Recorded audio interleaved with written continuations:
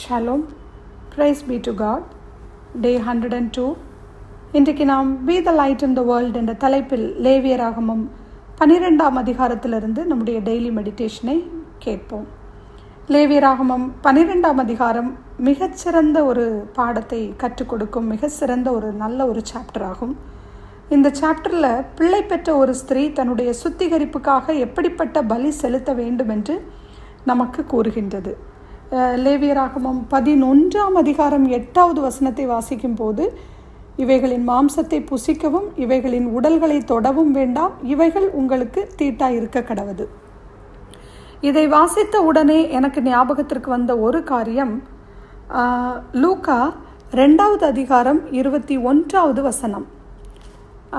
இந்த வசனத்தில் நம்ம வாசிக்கும் போது, பிள்ளைக்கு விருத்த சேதனம் பண்ண வேண்டிய 8ஆம் நாளிலே, அது கர்ப்பத்தினாலே உற்பவிக்கிறதற்கு முன்னே தேவதூதனால் சொல்லப்பட்டபடியே அதற்கு இயேசு என்று பெயரிட்டார்கள். அப்போ இந்த வசனத்தை நம்ம வாசிக்கும் போது, இயேசுவின் பெற்றோர் குழந்தையாகிய இயேசுவை எடுத்துக்கொண்டு அங்கே எருசலேம் தேவாலயத்திற்கு காணிக்கை செலுத்தும்படியாக வருகின்ற ஒரு சம்பவம். அவங்க கையில் எடுத்துக்கொண்ட காணிக்கை என்ன? புறா குஞ்சு. ஏன்னா அவங்களுக்கு அதுதான் கொடுக்க முடியும். அவங்க செலுத்தின காணிக்கை, செலுத்தின விதத்திலிருந்து 3 காரியங்களை நாம் இப்போ பார்க்கலாம். ஒன்று, இயேசுவின் பெற்றோர் நினைத்திருக்கலாம், நாங்கள் இயேசுவின் பெற்றோர், what a privilege we have, நாங்கள் ஏன் எருசலேம் தேவாலயத்திற்கு போனோம், மோசே நியாய பிரமாணத்தை பின்பற்றி நாங்கள் ஏன் பலி கொடுக்கணும் அப்படின்னு யோசித்திருக்கலாம். ஆனால் அவங்களுடைய அந்த மேன்மையான ஒரு ஸ்தானம், இயேசுவின் பெற்றோர் என்ற ஒரு உயரிய ஸ்தானம், அவங்க கர்த்தருடைய வார்த்தைக்கோ கீழ்ப்படிவதற்கோ ஆலயத்தில் போவதற்கோ அது தடையாக இல்லாமல் இருந்தது. ஏன்னா அவங்க கீழ்ப்படிந்தாங்க, தேவன் மோசே மூலமாக கட்டளையின்படி செய்தார்கள் என்று பார்க்கும்போது, ஒருவேளை நாம் ஊழியனாய் பிரசங்கியாய் அந்த இடத்துல ஒரு இவாஞ்சலிஸ்டாக நாம் இருந்தால், கர்த்தருடைய ஊழியக்காரனாக இருப்பதால் தேவனுக்கு நாம் கொடுக்கிறதை கொடுக்காமல் இருப்பது தவறு. அப்போ நம்ம யாராக இருந்தாலும், எப்படிப்பட்ட ஒரு ப்ரிவிலேஜ் உள்ள பீப்புளாக இருந்தாலும், கர்த்தருக்கு செலுத்துகிறதை செலுத்தி கர்த்தருடைய வார்த்தைக்கு கீழ்ப்படிய வேண்டும். 2வதாக பார்க்கும்போது, இயேசுவின் பெற்றோரிடமிருந்து லேர்ன் பண்ணுகிற அடுத்த ஒரு லெசன், அவர்கள் தங்களில் இருக்கிற பெஸ்ட்டை தேவனுக்கு கொண்டு வந்து கொடுத்தாங்க. மிக சிறந்தது. அவங்கக்கிட்ட என்ன இருந்தது? அவங்க குழந்தை இயேசுவை தேவனுக்கென்று அவங்க படைத்தாங்க. அது மாத்திரமல்ல, கர்த்தருக்கென்று ஒப்பு கொடுத்தார்கள்.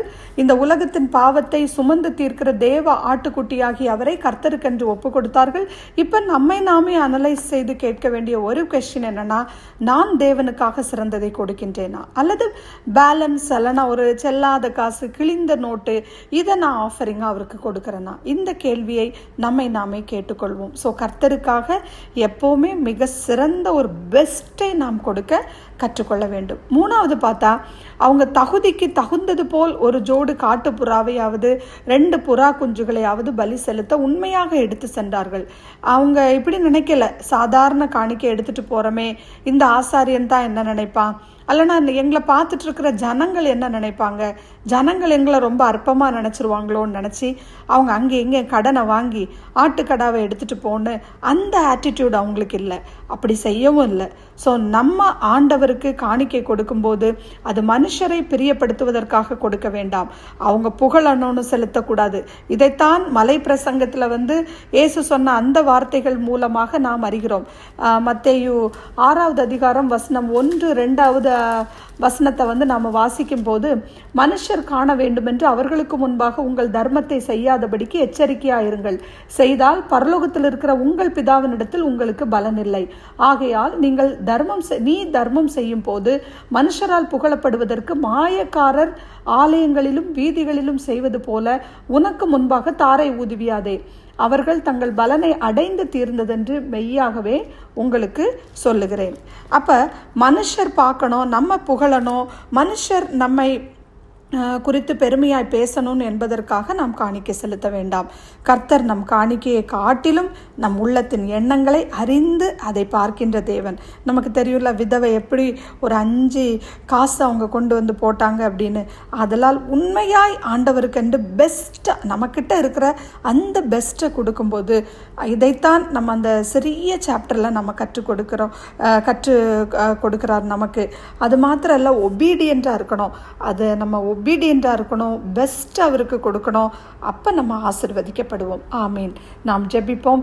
Loving heavenly father, thank you for this new day. இந்த அதிகாரத்தில் கற்றுக்கொண்டது போல எந்த மேன்மையை நினைத்தோ பெருமையை நினைத்தோ உம்முடைய பாதபடியில் வந்து விடாதபடிக்கு ஹம்பிள் அண்ட் சிம்பிளாக எங்களை அப்பா நாங்கள் உம்மிடத்தில் தரித்து கொண்டு உம் பலனை நீங்கள் எங்களுக்கு தாங்க, அதிகமாக எங்ககிட்ட இருக்கிற பெஸ்ட்டு உங்களுக்கு கொடுக்க நல் மனதை தாங்கப்பா. எங்களை சுற்றி இருப்பவர்களை நினைத்து அவங்களை பிரியப்படுத்தணும்னு நாங்கள் இந்த ஒரு இருக்கிற ஆட்டிடியூடை கம்ப்ளீட்டாக மாற்றி தாழ்மையாக இருக்க எங்களுக்கு உதவி செய்யுங்கப்பா. பர்சனலி நாங்கள் எவ்ரி டே அப்பா நாங்கள் உங்ககிட்ட நாங்கள் ஒவ்வொரு நாளும் அப்பா நாங்கள் ஒப்புரவாகணும்.